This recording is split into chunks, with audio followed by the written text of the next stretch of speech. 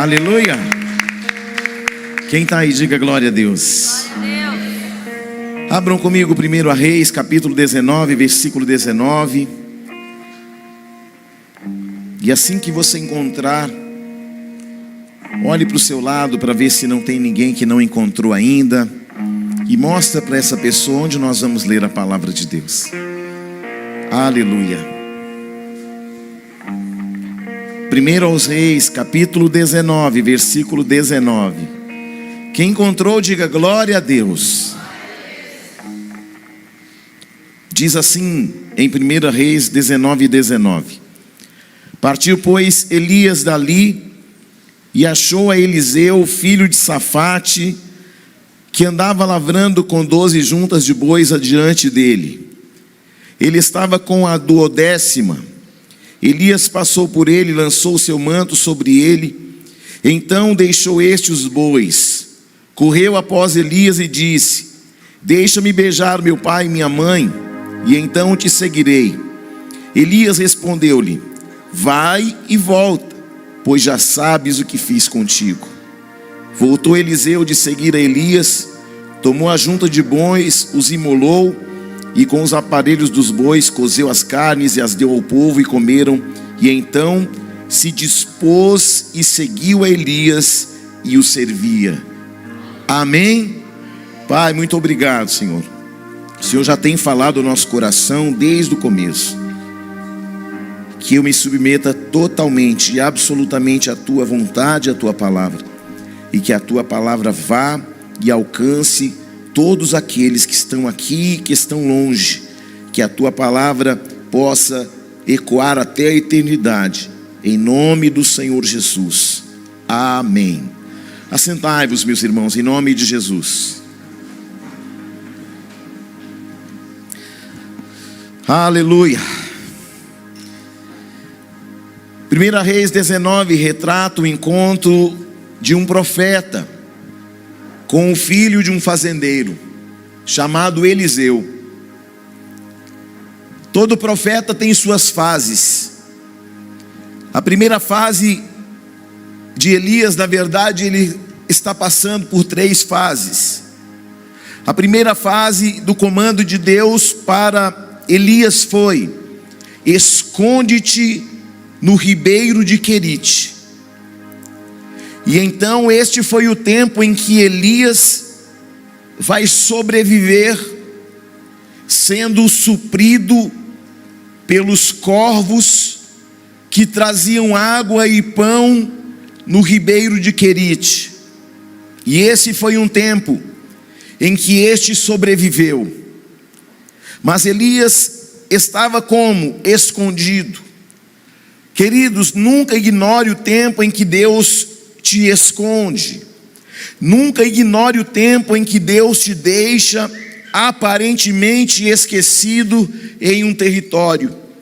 Porque quando Deus esconde alguém, Ele está construindo em nós uma edificação moral, uma edificação espiritual, e Ele está nos dando ferramentas de crescimento e amadurecimento. Depois de que Deus dizer a ele sobre esconder-se no ribeiro de Querite, Deus fala e dá o segundo comando para Elias: habita em Sarepta, na casa da viúva. E aí Elias se apresenta ali. As coisas na vida, elas vão mudando na medida que nós vamos seguindo os comandos de Deus. Tem horas em que Deus nos esconde, tem horas em que a gente habita, e tem hora que Deus quer que a gente se apresente, porque Deus é um Deus de comandos, e eu preciso estar atento e sensível para saber qual é o comando de Deus para a minha vida neste momento. Amém? Olhe para alguém e diga: tenha sensibilidade para perceber qual é o comando de Deus para a sua vida hoje, agora. Aleluia. Todos nós temos fases, sim ou não?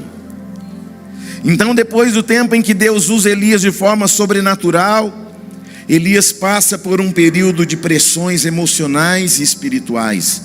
Ele está sendo perseguido pela rainha Jezabel. E é quando ele está sob pressão emocional que ele pede para Deus: eu quero morrer. Tem hora que a pressão é tão grande que o espírito de morte começa a trabalhar muito forte para tentar ceifar a nossa vida, porque quando ele ceifa uma vida, ele também ceifa um propósito de Deus. Aleluia. E então Elias, naquela hora ainda sob pressões, recebe um comissionamento do Espírito Santo, e Deus vai dizer para ele: agora vai ao encontro de Eliseu, sai daqui e encontra-te com um homem que está trabalhando na terra, arando a terra com suas juntas de bois. E quando a Bíblia fala de terra, de bois, arando terras, e aí eu preciso entender o ambiente, trazê-lo para um tempo de agora. E todo homem que tinha uma junta de bois era como um homem que hoje tem um trator. Amém? Então entenda, quando se fala de um homem no Antigo Testamento que tinha uma junta de bois, que arava a terra, é como se no tempo de hoje esse homem tivesse um trator forte, um arado para arar a terra. Afinal, naquela época não tinha trator, e quem tinha uma junta de bois tinha um trator. Sim ou não? Então, quem é que estava arando a terra? Quem estava arando a terra era um homem que Deus já tinha falado que seria o sucessor de Elias. Agora olha só, quem é que estava arando a terra? O homem que mandava nos funcionários da fazenda. Afinal, ele era o sucessor do seu pai. Eliseu era um homem muito rico, seu pai era um homem muito rico. E então, ele está sendo inteirado do processo da fazenda, que um dia seria dele por direito de herança.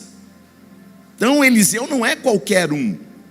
Eliseu, ele é o cara que é filho do rei do trigo, do rei do gado. Não é qualquer um. Você está aí, não?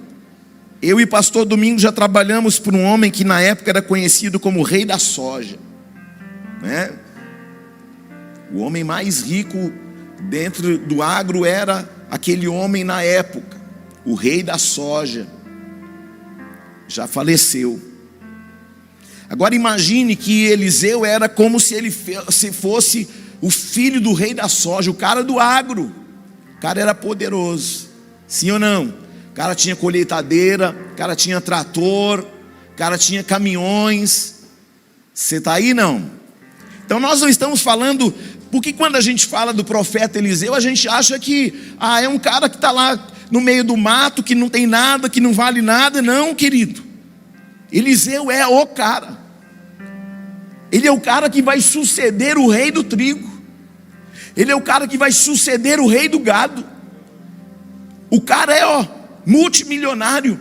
Seu pai é riquíssimo. Eles têm juntas de bois, eles têm arado, eles têm tudo. Então quando nós falamos de Eliseu, nós não estamos falando de qualquer um. Quem está comigo? Então Elias, ele está passando justamente nas terras de Eliseu, que estava preparando a terra para a próxima etapa da safra.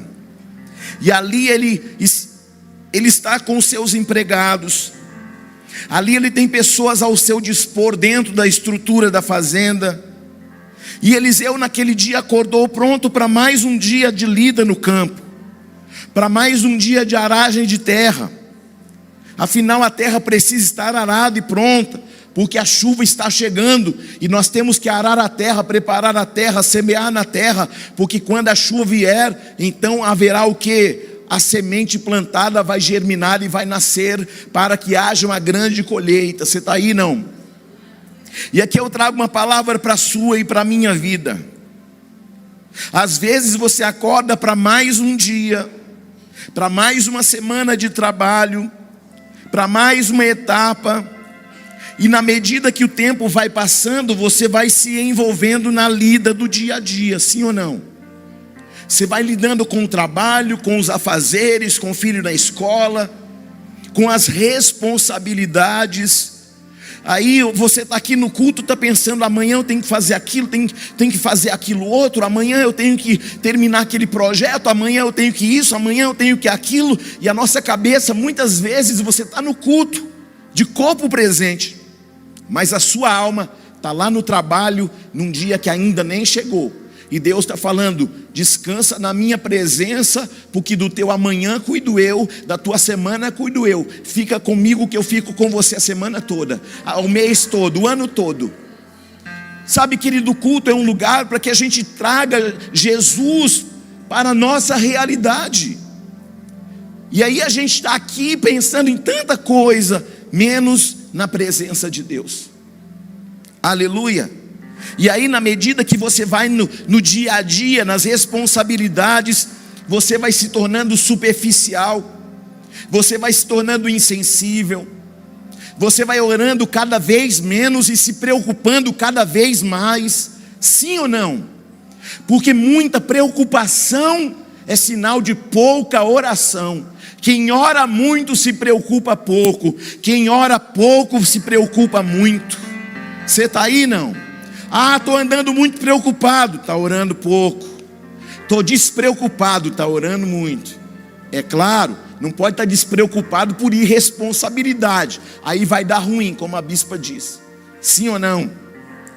Então muitas vezes vamos nos tornando insensível com o mover do Espírito Santo. E você começa a ficar como você era no começo. Racional, insensível, impaciente, orgulhoso. E o que está acontecendo é que os nossos compromissos do dia a dia, com a nossa própria terra, com as nossas responsabilidades, porque afinal de contas, eu tenho que construir um futuro. Claro, todos temos. Às vezes, o que você está tão engajado e tão concentrado, tão envolvido, vai te distraindo com as suas próprias conquistas e desafios. O reino de Deus vai ficando cada vez mais longe, mais distante. Por quê? Porque você está atarefado e preocupado com muitas coisas. E existe um segredo aqui: buscai em primeiro lugar o reino de Deus, a sua justiça, e quase todas as coisas, ou são todas? Algumas coisas serão acrescentadas. Quantas coisas serão acrescentadas quando eu busco em primeiro reino? Quantas? Quantas? E por que você não coloca o reino em primeiro lugar então? Ai, ai, ai, ai, ai, o negócio está ficando feio. Sim ou não? Glória a Deus. Por que a gente é crente de teoria, é ou não é? A gente sabe disso. Por que está dando errado? Porque a gente sabe disso e não está praticando a palavra. E aí vai ficando cada vez pior. Olhe no olho de alguém e diga para essa pessoa: não se distraia. Querido, sabe, a distração ela é satânica. Sabe por quê? Porque tem muita gente que orou com afinco: Deus me dá um marido, Deus me dá uma esposa. Aí quando deu, você se distraiu. Deus, o dia que o Senhor me deu um emprego, aí eu vou te servir com mais fervor. Aí Deus deu trabalho com você, e você fala: não vou no culto hoje não, porque amanhã eu tenho que acordar cedo. Aí o reino de Deus já não está mais em primeiro lugar, porque o teu trabalho é o teu Deus agora. Sim ou não? E aí você vai ocupando a sua mente com as coisas deste mundo, você vai ocupando a sua mente com as coisas desse século, e vai se preocupando cada vez mais, vai adoecendo emocionalmente cada vez mais, porque afinal de contas, você tem que resolver. Não, se eu não estiver lá, o negócio não anda. Sabe por que você é assim? Porque Jesus não está em primeiro lugar, porque o reino não está em primeiro lugar. O dia que você buscar o primeiro lugar ao Senhor, o seu reino, e não se distrair com as suas conquistas, com o seu salário, com a sua empresa, com o seu emprego, querido, Deus vai fazer uma obra poderosa na tua vida. Tem gente que orou muito para que Deus diga que se eu me der um carro, não falta nenhum culto. Cadê o irmão? Está na Chapada. Cadê o irmão? Está lá não sei aonde. Cadê o irmão? Está viajando. Cadê o irmão? Está lá no Nordeste. Cadê o irmão? Ele está em qualquer lugar, menos na casa de Deus. Só que a oração dele era o quê? Se eu me der um carro, eu vou para a tua casa todos os dias. E se ele vê que o irmão, eu vou naquele barzinho tomar só uma latinha. É só uma. Afinal, os meus colegas de faculdade estão falando que eu sou careta, então eu vou tomar só uma para fazer uma social. Aí de uma vira duas, de duas vira três, de três vira um engradado. Daqui a pouco nem na faculdade você não vai mais. Por quê? Porque você se distraiu. Aí não é nem a presença de Deus, nem a faculdade mais. Daqui a pouco você está com os dois pés aonde? Lá no inferno. Ai, ai, ai, ai, ai, ai, ai. Aí a gente vai se distanciando, vai se distraindo. Deus diz que se eu me der muito recurso, aí Deus, eu vou te servir, eu vou dizimar, eu vou ofertar. Aí você começa a ganhar, e aí o seu dízimo é 10 mil reais. Não, o que a obra vai fazer com 10 mil reais? Será o que eles vão fazer com o meu dinheiro? Primeiro que o dízimo não é seu dinheiro. É ou não é verdade? Aí já começa a ficar tudo errado. Aí o reino não está mais em primeiro lugar. Porque quem foi que Deus deu saúde para você trabalhar? Quem foi que abriu uma porta de emprego para você? Quem foi que te deu possibilidades? Não foi Deus? Então por que na hora de Deus abrir a porta eu oro, eu choro, eu clamo, eu jejuo? Mas aí quando meu salário está lá em cima, eu falo, Deus, o teu reino é em primeiro lugar, mas Senhor, vamos deixar isso para depois? Imagina se Deus tivesse, na hora que você pediu, Deus fala assim, vamos deixar a tua bênção para depois? Aí você ia dizer o quê? Ô Deus, está de brincation off me. Aí você vai dizer, Senhor, o Senhor está de brincadeira comigo. E às vezes a gente fica tão envolvido com os nossos projetos de futuro, que nós vamos perdendo a sensibilidade para perceber o que Deus quer fazer agora. A distração nos faz imaginar que temos algum controle sobre alguma coisa. A distração ludibria nossa mente, nos tira do plano central do Evangelho. A distração rouba o seu tempo. E a distração tira você exatamente do lugar que você nunca poderia sair, da presença de Deus. Eliseu estava trabalhando com a junta de bois, mas ele mantém sua sensibilidade espiritual. Ele mantém sua conexão com o reino do Espírito. E a minha oração para essa noite, sobre a sua vida, sobre o seu ministério, é que você não se distraia e que você não saia do ambiente da sensibilidade espiritual. Porque na medida que eu vou perdendo a sensibilidade espiritual, estar aqui não é mais uma prioridade. Orar não é mais uma prioridade. Ler a palavra não é mais a prioridade. Porque a prioridade agora é a sua vida, é o seu futuro, é a sua família, são os seus filhos. E aí nós vamos construindo pequenos altares dentro de casa. E aí quando você olha para esses altares que você vai construindo dentro de casa, tem tudo lá, menos a presença de Deus. Tem filho, tem família, tem marido, tem esposa, tem emprego, tem dinheiro, tem faculdade. Aí você olha os altares que você vai construindo.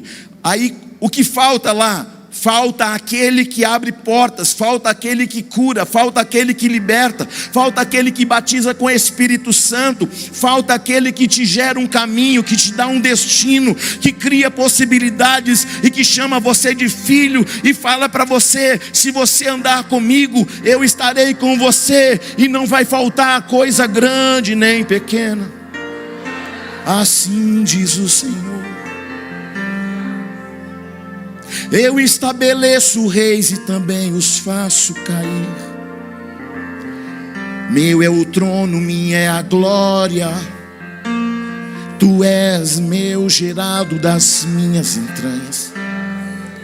Se o que tens é meu, se a sua vida é minha, então entrega a sua vida para quem é de direito.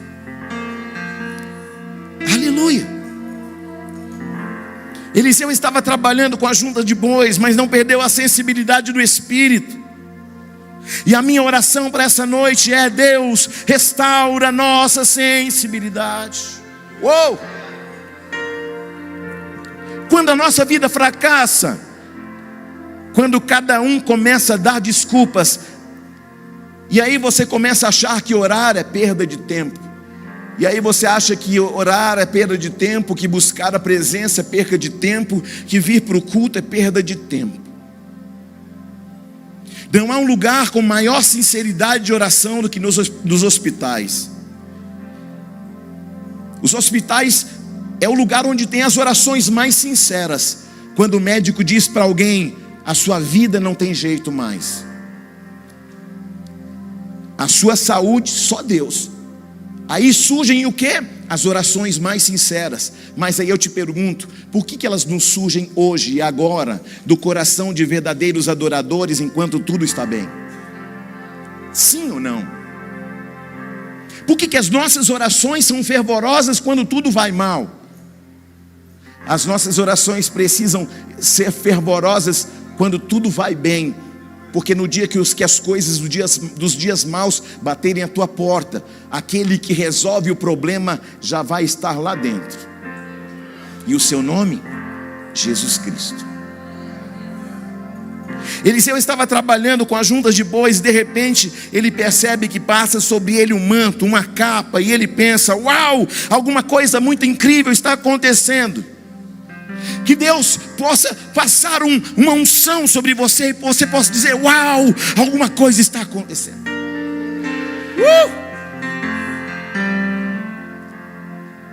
Quem está aí? Que Deus restaure nossa percepção, para que a nossa rotina, para que o nosso dia a dia, para que as nossas conquistas, para que os nossos filhos, para que o nosso casamento, para que o nosso trabalho não roube o tempo precioso de qualidade com Deus, com o Espírito Santo. Às vezes estamos tão tomados do que é ordinário, do que é comum, do que é terreno, do que é material, do que é perecível, que não percebemos que Deus quer fazer algo extraordinário, incomum e sobrenatural. Eu estou vivendo uma vida ordinária. Quer viver algo extraordinário? Então anda do lado daquele que faz homens comuns serem homens extraordinários. A gente quer viver algo incomum, mas a gente continua na mesma plataforma, andando do mesmo jeito que a gente sempre andou. Querido, escute: se você continuar andando do mesmo jeito que sempre andou, o resultado vai ser o mesmo que você sempre teve. Sim ou não? Quer viver algo extraordinário? Então saia do ordinário. Quer viver algo incomum? Então saia do comum. Você está aí, não? Esta não é uma mensagem para massagear nosso ego. Essa não é uma mensagem para dizer para você que está tudo bem, que Deus é contigo, e muito embora Ele seja, apesar de mim e de você. Mas essa é uma mensagem que seja um terremoto na tua mente, na tua consciência espiritual, que seja um despertar de Deus para o teu espírito nesta noite. Sabe qual a melhor mensagem? Aquela que nos faz reposicionar, aquela que nos traz consciência. Esta é a melhor mensagem. Porque Deus não está, o compromisso de Deus não é com aquilo que eu gostaria, é com aquilo que Ele planejou. E aí o manto cai sobre Eliseu, e ele percebe que a vida dele nunca mais será a mesma. O dia que você faz uma entrega a Deus da tua vida, querido, você precisa saber: a minha vida não pode ser mais a mesma. Eu não posso andar mais no ordinário, eu tenho que andar no extraordinário. Amém ou não amém? E essa noite é uma noite de despertar, porque essa mensagem é para que você pare um pouco aquilo que você está planejando para a sua vida, para perceber aquilo que Deus já desenhou para a sua vida. Que os seus planos, que os seus projetos de vida, que os seus sonhos parem de atrapalhar aquilo que Deus tem desenhado e planejado para a tua vida. Que a sua vida não esteja em primeiro lugar, mas o reino de Deus. Será que você não percebe que alguma coisa está errada? Será que você não percebe que as distrações estão tirando você da presença? Elias passou a capa sobre Eliseu e continuou a sua caminhada. Ele não precisou ficar desenhando para Eliseu, insistindo, persuadindo, não. Ele passa a capa e fala: você já sabe o que Deus fez com você. Ele não fica lá: ô irmão, por que você não veio para o culto mais, queridão? Vamos, vai ser bênção. Você já sabe o que Deus fez com você. Então sair da letargia, da inércia, da paralisia não é mais responsabilidade do Espírito Santo. Aleluia. Elias passou por ele, lançou o manto, e a palavra vai dizer que Eliseu deixou os bois, correu após Elias e deixe-me beijar meu pai e minha mãe, e então te seguirei. E Elias respondeu: vai e volta, porque já sabes o que fiz contigo. Em resumo, ele estava dizendo: beija e sai correndo. Aleluia. Quando Deus manda, a gente beija e sai correndo, querido. O que é que você vai ter que beijar e sair correndo nessa noite? Ou seja, o que é que você vai ter que despedir que está atrapalhando o plano, o propósito de Deus para a sua vida? Deus está falando, aleluia. Eliseu matou os bois, pôs fogo nos aparelhos de trabalho, alimentou o povo com carne. Então se dispôs e seguia Elias e o servia. Seguir é deixar a realidade que estamos e sermos atraídos ao lugar em que Deus está nos chamando. Eu acabei de dizer para você que o cara era o sucessor do rei do trigo, do rei do gado. Ele deixa tudo isso, que ele dá só um beijo no pai e na mãe e sai correndo. Por muito menos você não deixa, por muito menos você não beija e sai correndo. Estou falando de um cara que seria um dos fazendeiros mais ricos de Israel. Estou falando de qualquer um não, querido. Estou falando de um homem que deixou tudo, beijou e saiu correndo. A pergunta que eu lhe faço dessa noite: o que você precisa beijar e sair correndo? Qual é o plano que você fez para você mesmo, que você tem que beijar e sair correndo para a presença de Deus? Fala alguma coisa, crente. Tem algum crente, tem alguma mulher cheia do Espírito Santo? Fala alguma coisa, pelo amor de Deus. Deus está falando: vocês estão muito ocupados com as coisas ordinárias, com as coisas comuns, com as coisas corriqueiras, rotineiras. Eu aqui falando para você de coisas extraordinárias e você se mantendo no ordinário. Deus está falando: se você ouvir a minha voz, eu vou tirar você de uma condição ordinária e colocar você numa condição extraordinária. Quem vai definir o lugar que você vai estar, se é o lugar ordinário ou se é o lugar extraordinário, é a escolha e a decisão que você tomar para a tua vida hoje. Escolhas alteram destinos. Eu vou repetir de novo: escolhas alteram destinos. Levante a sua mão e diga: Senhor, abre os meus ouvidos, abre o meu entendimento, abre a minha visão. Senhor, eu quero sensibilidade para ouvir a tua voz e para me mover no Espírito Santo. Eu sei que não é fácil, mas eu quero na minha vida, nas minhas mãos, tudo que o Senhor tem para mim. Eu quero sair hoje de uma condição ordinária e alcançar níveis extraordinários. E eu quero hoje, e eu quero agora. Quem está aí? Fala alguma coisa. Aplauda o Senhor Jesus.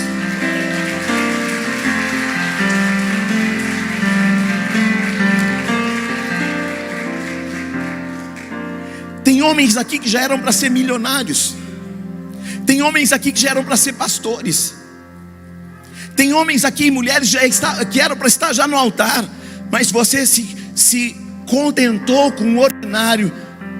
Aqui está bom demais. Até aqui, de onde eu saí, aqui já está bom demais. E aí você se mantém aonde? No ordinário. Eu sei que não é fácil, porque geralmente nós queremos que tudo esteja em nossas mãos, sob o nosso controle. E pense comigo, esse mundo está cada vez pior, cada vez mais de ponta cabeça. Estamos num tempo em que os postes estão fazendo xixi nos cachorros. Irmão, o negócio está sério. O reino de Deus é antagônico ao reino dos homens, é contrário ao reino dos homens. E eu fico pensando, Eliseu era fazendeiro, tinha sua terra, seu gado, sua riqueza, seus tratores, suas colheitadeiras. Um cara aparentemente que não tem nada na vida, chega para o cara e fala assim: vem e me segue. Pensa nisso, gente, porque hoje estamos no evangelho onde perder, se entregar, se envolver, servir não faz mais parte do nosso plano. Porque evangelho para a gente não é perder nada, é ganhar tudo. Só que você já ganhou tudo o que você precisa. Há mais de 2000 anos atrás, o Senhor te deu a possibilidade de sair da condição do pecado para a condição de salvo. Deus não mudou, amém? Essa geração está invertendo a Bíblia para fazer com que Deus obedeça ao nosso comando. Eu vou lá na igreja e vou jejuar. Se em 40 dias Deus não fizer nada, Belém, Belém, nunca mais fica de bem, não ponho o meu pé lá. Como se Deus fosse o servo e a gente fosse os senhores. Essa geração ela é muito difícil. Isso é como você ter uma empresa e os funcionários se ajuntarem para mudar as normas, para que a empresa se adeque à minha realidade. Eu estou chegando atrasado porque é a minha realidade, patrão. Então muda as regras para todo mundo chegar atrasado, aí vai ficar mais fácil. Sim ou não? Estamos no evangelho do arrasta para cima e vem para eu te ensinar a ter sucesso e mais dinheiro. Se fosse hoje seria assim. Elias está seguindo Eliseu porque Eliseu é rico. Elias está seguindo ele porque ele está tentando aprender com Eliseu como é que ganha dinheiro. E aí alguém pergunta: Elias, o que você tem? Eu tenho um cajado e uma capa. O que Elias tem? Um cajado e uma.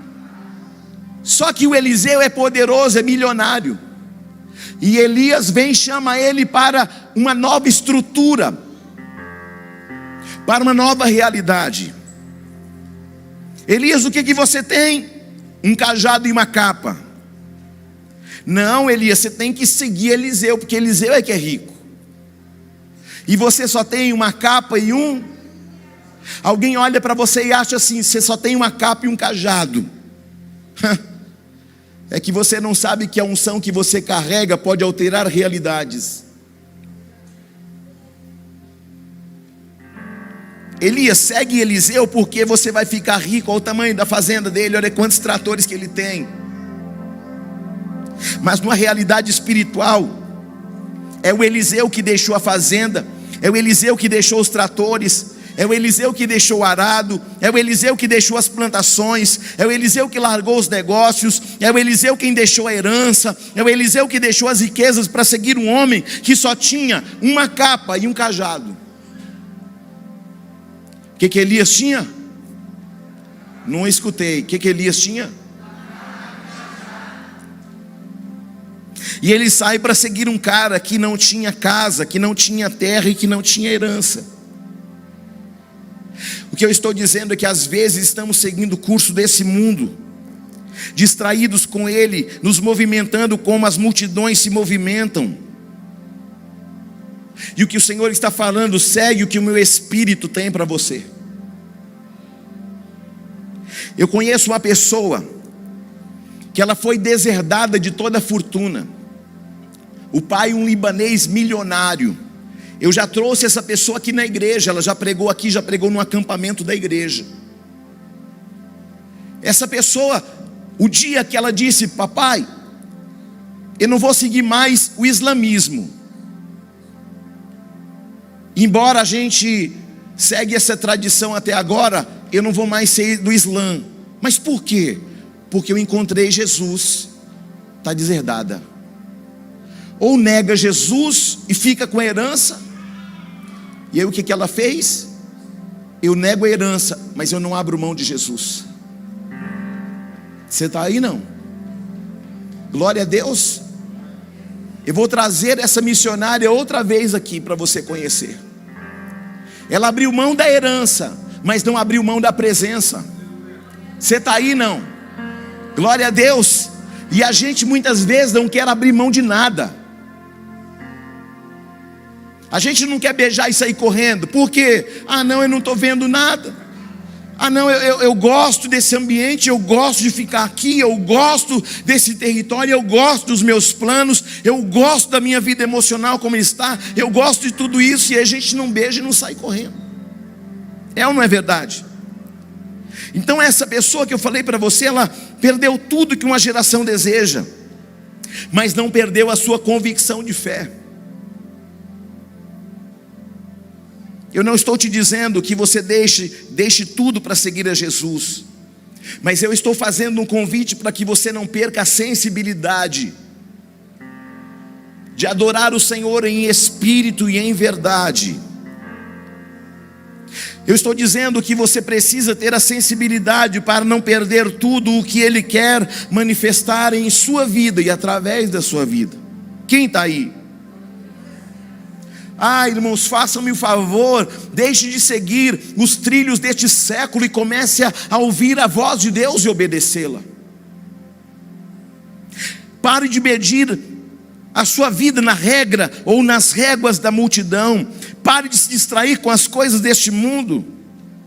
Muitos de nós olhamos para Pedro e achamos que Pedro era um pobretão que seguiu Jesus. Ele era o empresário da pesca, o cara tinha barco, o cara ganhava muito dinheiro com peixe. De repente, um cara com 30 anos de idade chega para ele e fala assim: ó, deixa tudo e sai correndo na minha presença. Deixa o barco, deixa a pesca, deixa a empresa de pesca, deixa tudo. Aí ele olha para Jesus e fala: o que você tem? Onde você mora? Na casa da minha mãe. Onde é que você trabalha? Trabalhava na carpintaria do meu pai, estou desempregado agora. Aí o cara é empresário da pesca, ele deixa a mão de tudo para seguir um cara com 30 anos de idade, que morava inclusive na casa da mãe, que não tinha, segundo o próprio Jesus disse, um lugar para repousar a sua cabeça. Aleluia.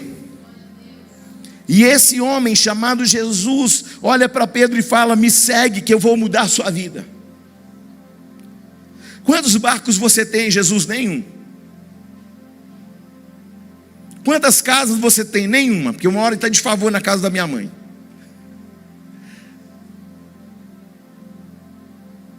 O cara deixa tudo para seguir um cara com 30 anos que fala assim: vem e segue-me.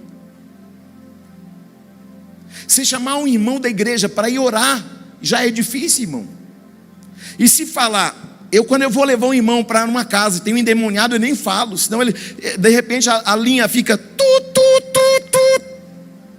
Não pode falar que tem endemoniado não. Irmão, vamos ali orar. Quando ele chega na porta, escuta uau, uau. Ué, mas o que está acontecendo aí? Vamos lá. Vinde e vede. Aleluia.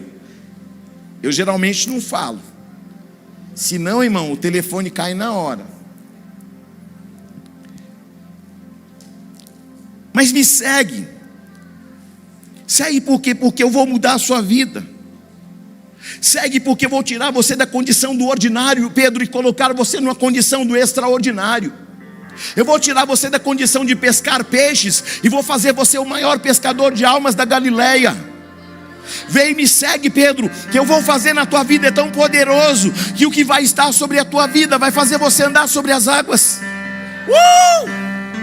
nenhum dinheiro, nenhuma fortuna da pesca jamais poderia fazer Pedro andar sobre as águas, porque o comum não faz você andar no incomum, porque o natural não faz você andar no sobrenatural. Mas quando você diz: Deus, eu não quero mais andar no ordinário, eu vou andar no extraordinário, as coisas mudam, o ambiente é transformado, a glória de Deus vem e preenche o ambiente, e aquilo que era impossível começa a acontecer. E aquele que ninguém nem olhava, alguém fala: rapaz, que está acontecendo com fulano de tal?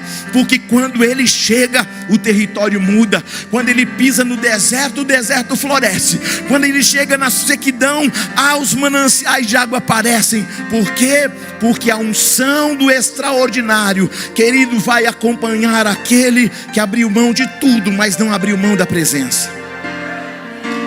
Oh! Aleluia!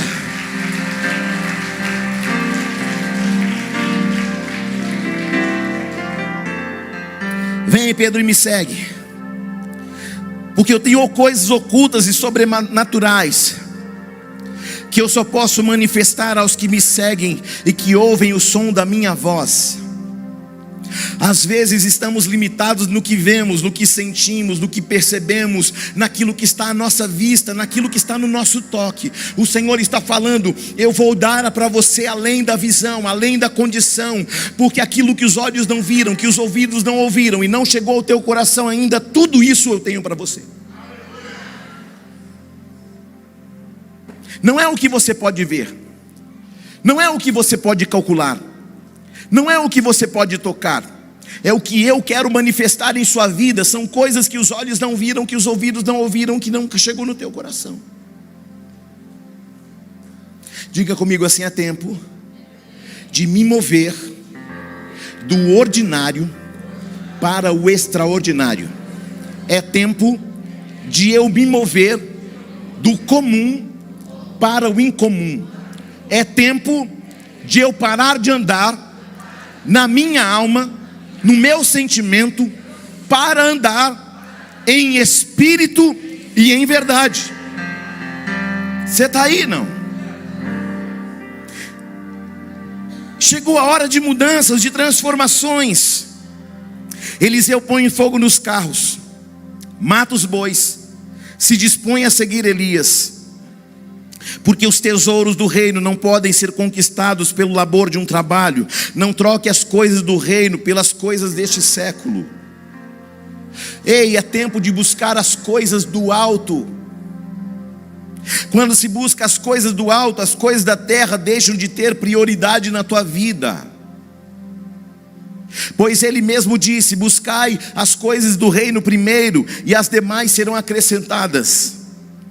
1 Reis 19:21 diz assim: partiu Eliseu com Elias e se tornou o seu ajudante, o seu auxiliar. Ei, irmãos, eu estou falando de um fazendeiro que passou a ser o ajudante. Eu estou falando de um cara milionário que passou a seguir um cara que só tinha uma capa e um cajado. Hoje a igreja considera um grande testemunho quando um ajudante vira fazendeiro. Mas na igreja do pastor Elias, Eliseu testemunha dizendo: eu era fazendeiro, mas agora eu sou ajudante do profeta. Você viu como aleluia foi fraco quando a gente falou isso? Quando eu falei do ajudante que vira fazendeiro, oh glória! Quando eu falei do fazendeiro que vira ajudante, fez até a oração do gato. A oração do gato é assim, ninguém nem escuta. É ou não é? Esse é um reino muito estranho, porque o reino de Deus é o inverso do reino dos homens. Os que perdem são os que ganham. O que dá é o que recebe. O fraco é que é forte. O humilhado é que é exaltado. Porque sucesso aqui no reino dos homens, sucesso aqui é o que você acumula.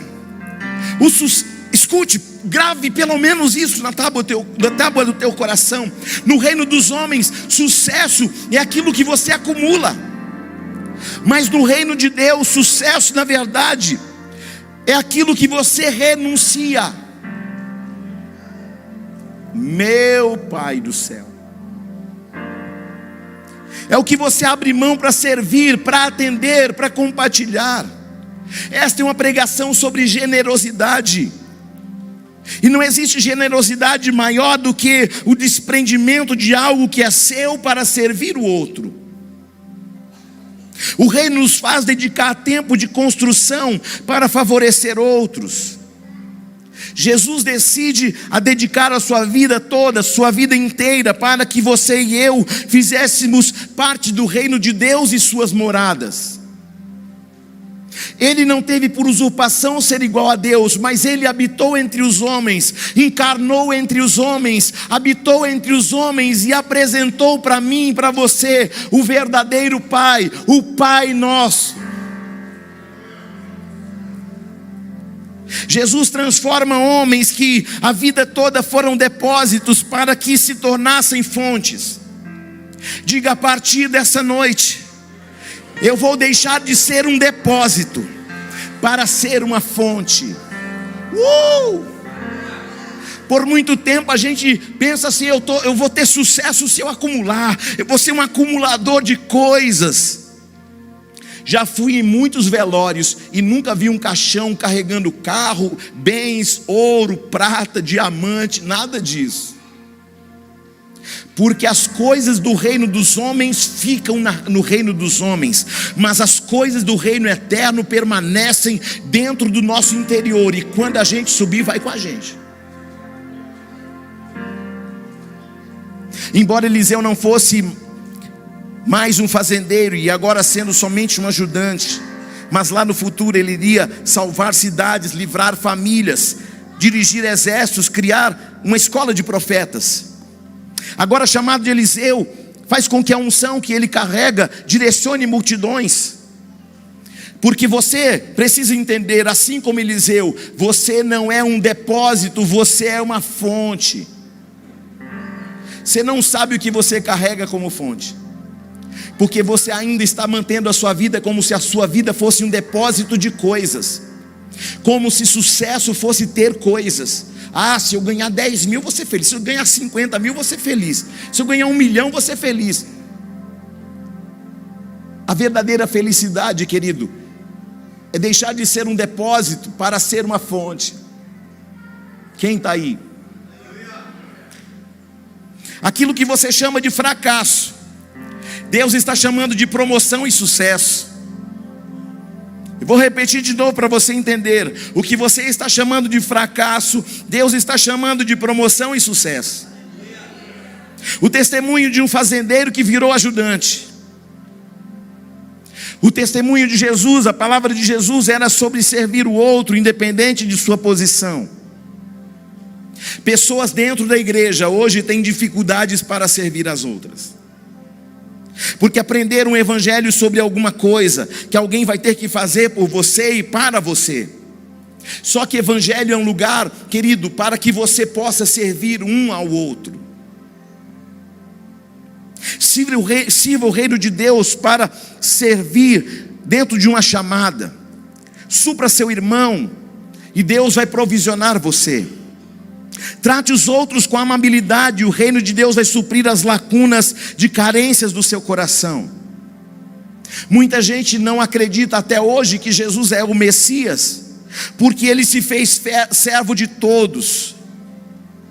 Mas quando ele consumou a sua missão, Deus lhe deu um nome que está acima de todo nome. Uau! 1 Reis 19, 21, Eliseu, o fazendeiro que se tornou ajudante, amém? Escute, 1 Reis 19 tem a chamada de Eliseu. Quando você vê em 1 Reis capítulo 20, não tem nada sobre Eliseu. Quando você vai em 1 Reis 21, também não tem nada falando sobre Eliseu. Aí não, vamos no capítulo 22, também não tem nada sobre Eliseu. 1 Reis acaba e não acontece nada, e a gente pensa, e agora? E aí em 2 Reis capítulo 1 vai acontecer alguma coisa sobre ele. e não apareceu, e nada fala mais sobre ele. É um tempo onde Eliseu é escondido, é um tempo onde ele é guardado, é um tempo onde ele está envolvido em coisas tão simples que alguém acha que não vale a pena registrar. Eliseu está tão envolvido em coisas comuns e simples que alguém disse: não, é tão simples o que Eliseu está fazendo que a gente nem vai registrar na história dos reis. Às vezes o que você está fazendo na igreja é tão simples que alguém pensa, nem vale a pena registrar. Mas as coisas mais simples, no ambiente mais escondido, é o lugar que Deus estabelece as maiores promoções. Você está aí, não? Uma das coisas que mais me impressionou quando eu entrei na igreja pela primeira vez, eu fui escalado para a primeira missão da minha vida dentro da igreja. Diga-me assim, qual foi? Lavar banheiro da igreja. E eu fui felizão, falei, rapaz, já estou sendo útil. Alguém estava me vendo dentro daquele banheiro? Não. Eu estava pregando alguma coisa naquele banheiro? Eu estava manifestando a glória de Deus dentro daquele banheiro? Não, sabe por quê? Porque dentro do banheiro foi o lugar que Deus tratou a minha vida. Porque quando você vê um homem pregando aqui, você não entende que o ministério dele muitas vezes começou dentro do banheiro. E lá no banheiro foi incrível, porque encontrei outros homens que estavam também limpando o banheiro, lavando o banheiro, enfiando a mão dentro do vaso, limpando o vaso. Eu disse, rapaz, que bacana, tem muita gente predisposta a trabalhar na obra, aleluia. Aí você faz vínculos, aí você vai criando amizade. O que você faz? Eu sou juiz. O que você faz? Sou médico. E o cara com a mão lá no vaso. Porque o reino de Deus é uma pirâmide de cabeça para baixo. Porque nós não somos um depósito, nós somos uma fonte.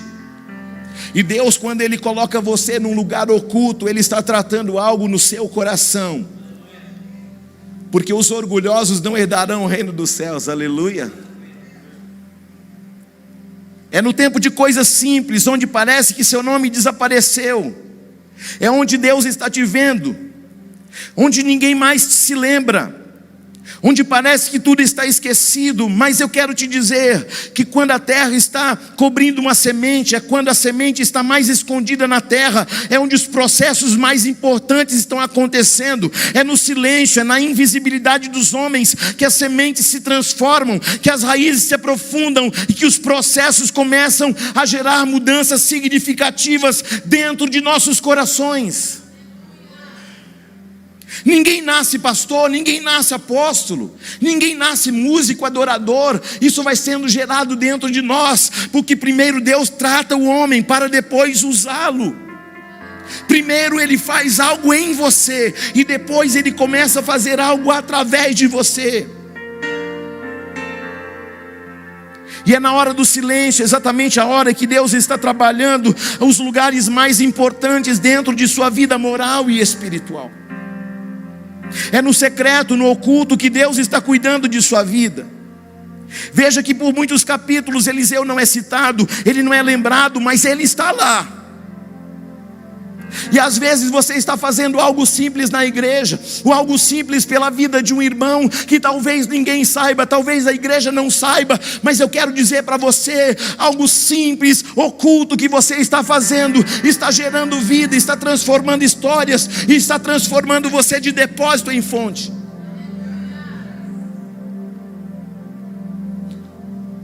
Eu tenho um amigo aqui na igreja, que no dia em que eu pensei, estou morrendo, disse para a bispa, chama esse amigo para mim, por favor, porque estou muito mal. A pandemia no topo, ninguém entra na casa de ninguém, ninguém visita ninguém. Mas um amigo pegou sua máscara, pegou seu medidor de pressão, saiu da casa dele, foi lá me ver, foi checar a minha pressão, ligou para o médico, disse qual era a situação. Alguém que nem aqui não estava.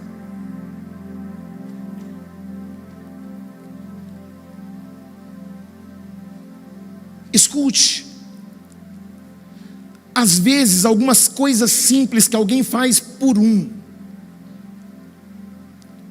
aquele homem não tinha noção de que ele estava cuidando não apenas de mim, mas naquele momento ele estava impedindo que a lâmpada não se apagasse, para que esta igreja, num tempo de pandemia, continuasse tendo um pastor. Alguém viu? Não, ninguém viu, só eu e Deus. Aleluia.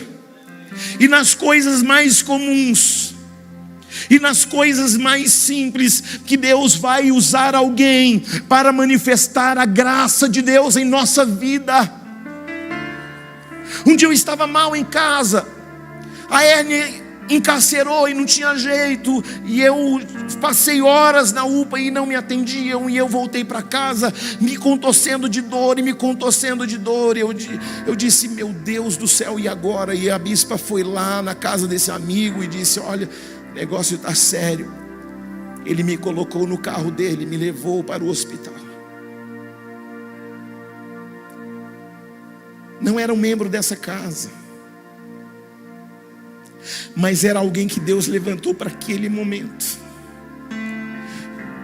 para que a minha vida não fosse ceifada naquela hora, para que esta igreja continuasse tendo um pastor.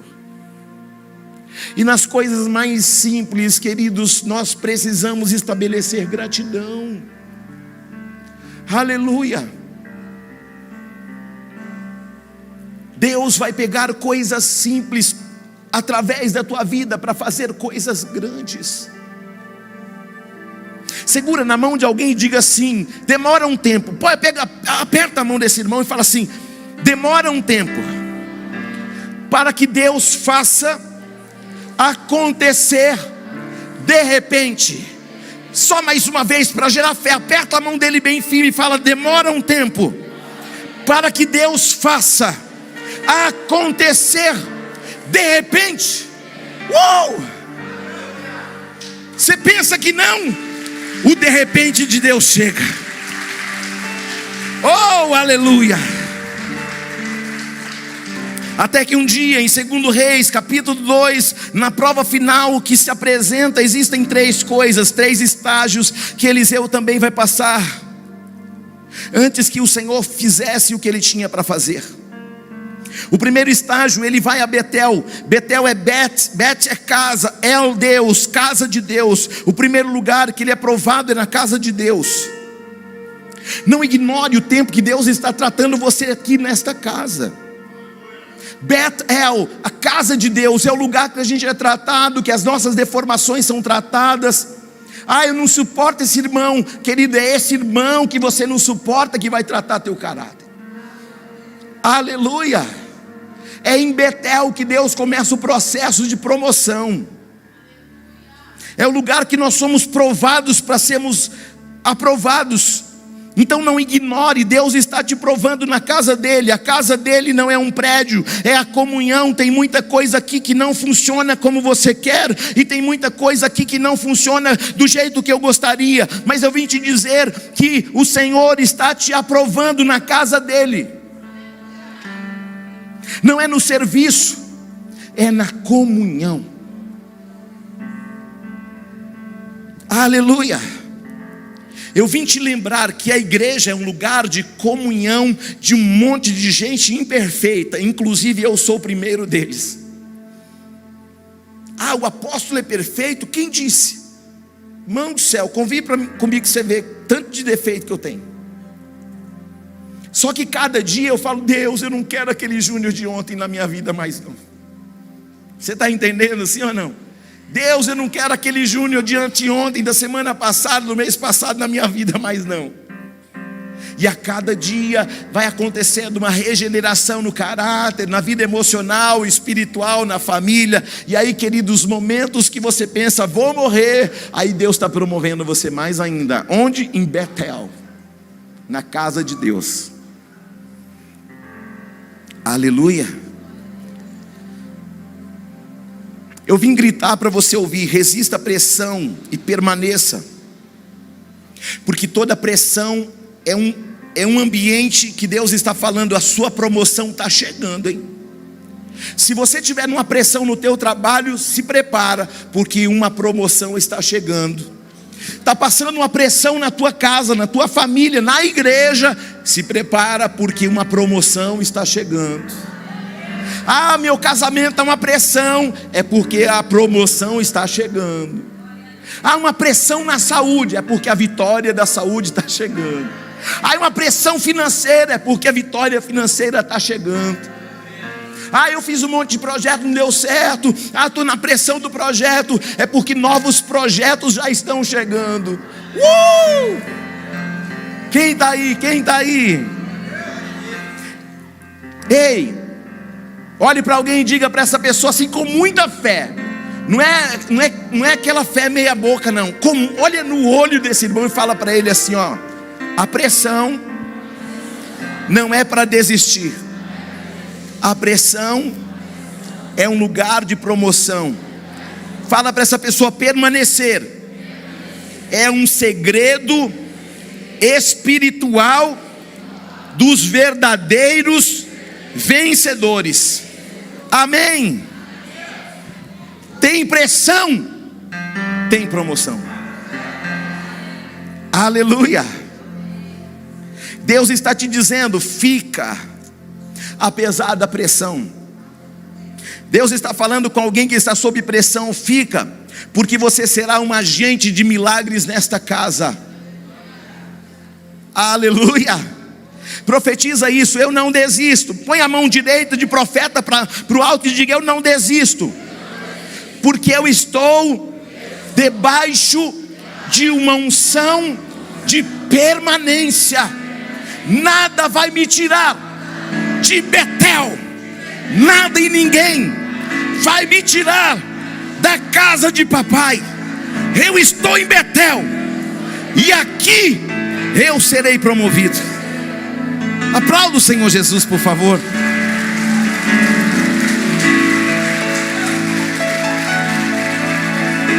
Ele sai de Betel e ele vai para Jericó. Ele é provado na pressão, ele recebe promoção. Agora você vai para Jericó, vai para outra realidade agora, porque Betel é o lugar da comunhão, mas Jericó é o lugar da identidade. Foi em Jericó que os espias disseram: nós somos como gafanhotos e eles são gigantes. Sabe por quê? Porque tem muita gente que ainda não descobriu a sua verdadeira identidade. Você está aí? Não? O tamanho de um homem não se mede por sua estatura física, mas pelo que ele carrega em sua mentalidade. É o que você tem na mente que determina a sua estrutura. É o que define quem você é. Não é o que os outros disseram, é o que o céu disse ao teu respeito. Jericó é lugar que prova a sua identidade. São as muralhas, são os gigantes que se levantam para te mostrar qual é a sua identidade. É em Jericó que você sai para dizer: somos gafanhotos ou temos uma herança. É o lugar que você sai de lá para saber se você é um gafanhoto ou se você tem uma palavra.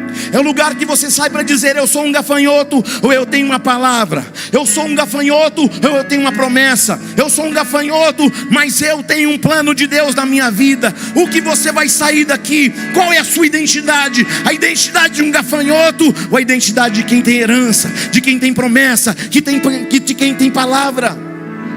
Jericó é o lugar que prova a tua e a minha identidade. Ei, profetiza: eu não sou gafanhoto, porque eu tenho uma identidade.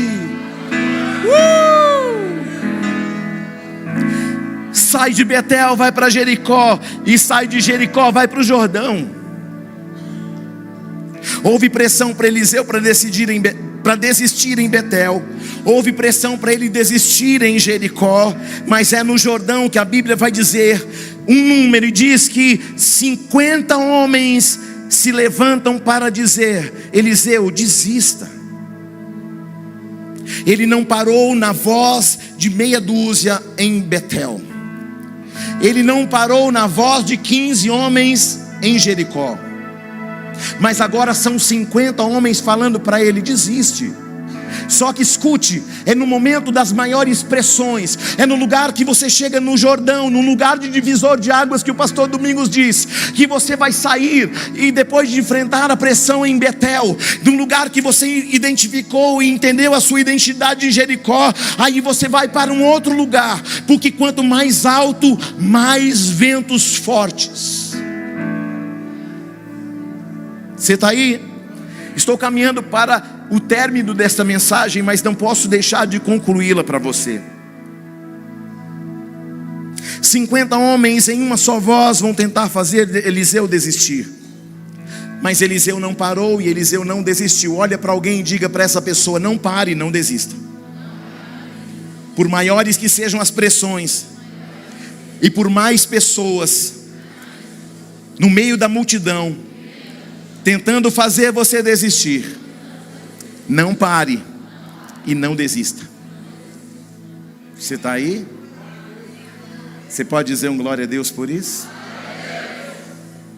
Rapaz, você não sabe o tamanho de minhas renúncias. Eu já deixei pai, mãe, trator, gado, fazenda, conforto. E a minha renúncia é a plataforma para que eu chegue onde ninguém nunca chegou. A sua renúncia é a plataforma que vai levar você aonde ninguém da tua casa nunca chegou. Mas aí eu tenho que ser resiliente, aí eu tenho que suportar a pressão, ir além, sair de Betel, passar por Jericó e chegar em Jordão. Você está aí?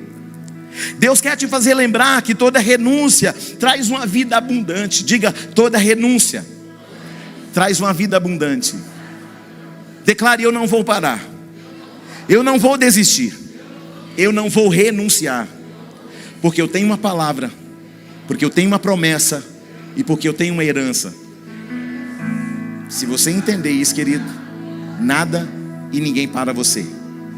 Nem anjos, nem principados, nem potestades, nem altura, nem profundidade, nem poderes, nem presente, nem porvir, porque nada poderá separar você de uma palavra, e a palavra é o verbo, e o verbo é Cristo.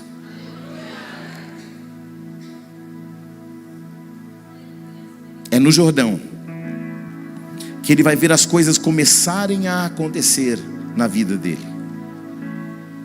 Escute, tem gente aqui que já passou por Betel, já passou por Jericó e já chegou no Jordão. Tem uns que ainda estão em Betel, mas essa noite é uma noite que é uma ponte para você sair de Betel e para Jericó, para você entender a sua identidade. Mas tem uns que Deus falou assim para mim: já passou em Betel, já passou em Jericó e já chegou no Jordão. E tem coisas nessa semana que vão tentar parar você, e você vai dizer para aquilo, ou para as multidões e para as vozes que tentam parar, paralisar, estagnar você: eu tenho uma palavra, eu tenho uma promessa, eu tenho uma herança. Nada pode me deter, nem o presente e nem o futuro, nem poderes, nem principados, nem potestades, porque eu tenho uma palavra, eu tenho uma herança e eu tenho um futuro. Aleluia!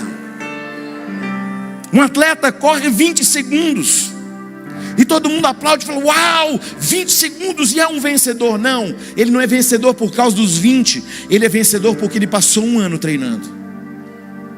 Você está aí, não? Porque o que a gente vê é o que? Os 20 segundos. Mas aquele 20 segundos é o resultado de uma vida inteira de renúncias, de preparo físico e até de perdas. Josué comandou os exércitos de Israel por 40 anos. Mas foi quando ele chegou no Jordão que Deus disse: Josué, hoje eu começo a fazer uma grande obra na sua vida. E já tinham passado 40 anos. 40 anos foram só de preparação. Apóstolo Júnior, estou sendo preparado já há tanto tempo. Só que tem gente, como eu disse aqui, estão no tempo do Jordão e se prepara. Porque você não é um depósito, você é uma fonte. Jesus teve um encontro com os doutores da lei aos 12 anos. Dos 12 aos 30 ele desaparece. E sabe onde ele aparece de novo? No Jordão. Jordão é o lugar que tira você do esquecimento para um lugar de promoções. Até ali ele era o filho do Zé e da Maria. Até ali ele era o carpinteiro. E enquanto isso, o primo dele está bombando com muitos seguidores no Insta e no Face. Igreja bombando, e Jesus com 30 anos pega a fila para entrar em meio à multidão para se batizar no Jordão. E ali começa o ministério de Jesus. E aí a voz de Deus vai falar assim: este é o meu filho amado, a quem tenho contentamento. 30 anos até Deus dar o starter. Esta noite será um starter na vida de muitas pessoas. Tem gente que chegou ontem e já quer uma posição de destaque, e chegou ontem. Segundo Reis 2:9, Elias diz a Eliseu: o que posso fazer por você? E sabe o que Eliseu disse? Faze de mim o principal herdeiro do teu espírito profético. Ele não falou: me dá teu cajado e tua capa, não. Faz de mim herdeiro do teu espírito profético. E ali ele recebe a porção dobrada de Elias. O teu tempo de espera é um lugar que vai colocar uma porção dobrada sobre a tua vida. Aleluia! O que Eliseu pediu o que Deus já tinha prometido para ele lá atrás, em 1 Reis 19:16, quando Deus havia falado a Elias: unge Eliseu como profeta em teu lugar. E Eliseu nem sabia disso. Você está aí, não?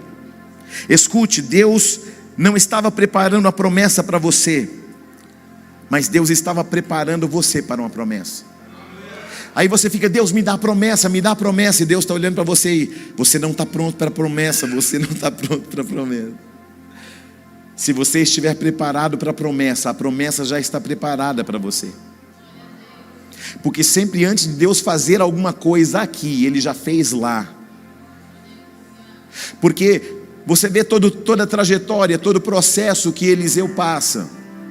Só que Deus já tinha falado para Elias: unge Eliseu no teu lugar. Então enquanto você está aqui, Deus já está lá na semana que vem promovendo você lá no teu trabalho. Enquanto você está aqui preocupado com a tua vida financeira, Deus já está mexendo até na economia do país, só para você ser beneficiado. Marcos 10:44 diz que quem quiser ser o primeiro deverá ser o servo de todos. Por anos Eliseu foi o servo de Elias, mas agora ocupa uma posição notória na sociedade. O reino de Deus, os últimos serão os primeiros, e os primeiros serão os últimos. Fique de pé, por favor.